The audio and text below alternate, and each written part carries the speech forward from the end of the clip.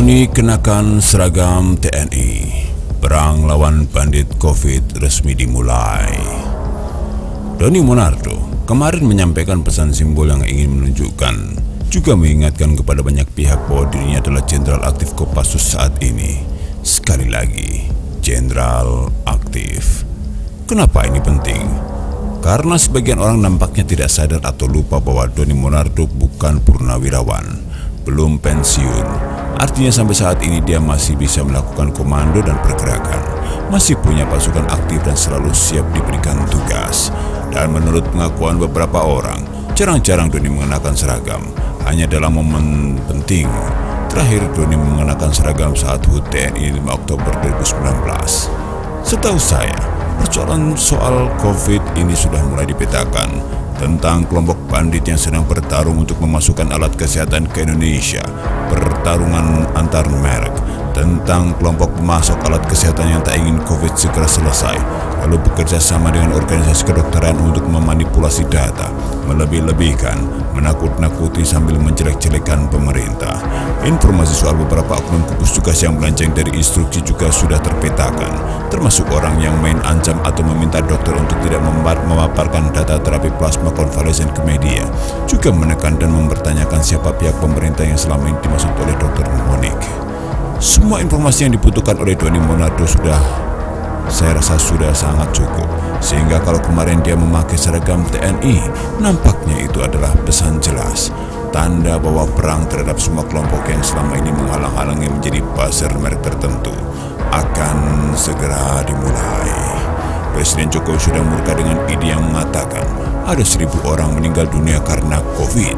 Data ini berbeda dengan yang dimiliki oleh pemerintah yang sampai saat ini belum sampai 1.000 kematian. ID memang sudah melakukan klarifikasi bahwa maksudnya adalah angka 1.000 itu hanya untuk perkiraan kematian yang didapat dari pasien berstatus PDP, sambil menjelaskan bahwa tidak ada perbedaan data, yang ada hanya data tambahan, katanya. ID nampaknya ketularan Gubernur Maya TKI, menata kata demi propaganda dengan tujuan jahat untuk memprovokasi publik dengan pernyataannya. Karena di lapangan, orang tak peduli dengan klarifikasi. Informasi soal tuduhan lebih dari 1.000 orang mati karena COVID adalah sebuah konfirmasi atas framing dan fitnah bahwa pemerintah menutup-nutupi jumlah atau angka kematian. Satu narasi dengan Gubernur Maya DKI yang menghitung semua orang yang mati dan menganggapnya sebagai korban COVID. Murka presiden ini pun direspon dengan seragam TNI Doni Monardo, yang selanjutnya tim gugus tugas mengeluarkan integrasi data. Bahasa formalnya integrasi, tapi maksudnya ya ini pesan jelas kepada ID untuk tidak ngebacot lagi dan memprovokasi masyarakat dengan angka dan data yang berbeda.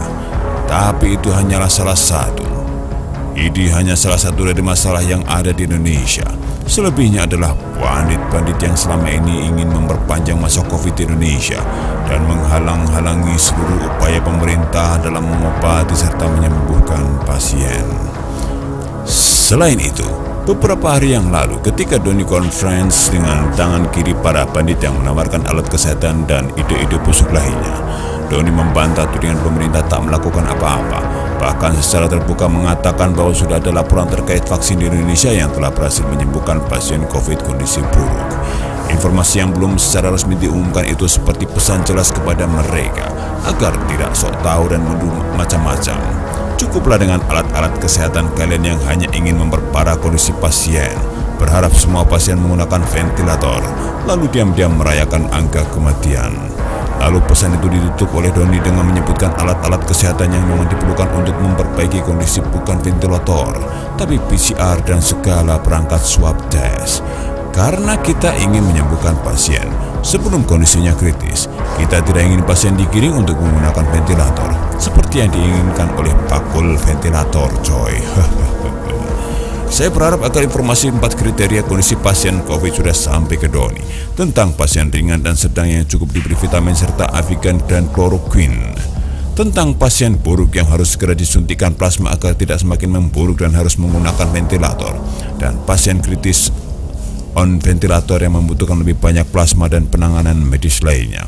Agar seragam TNI yang dikenakan Doni kemarin bukan hanya perang terhadap bandit dan pihak-pihak yang selama ini memprovokasi publik, tapi juga menuntaskan COVID di Indonesia dengan menerapkan metode penyembuhan massal.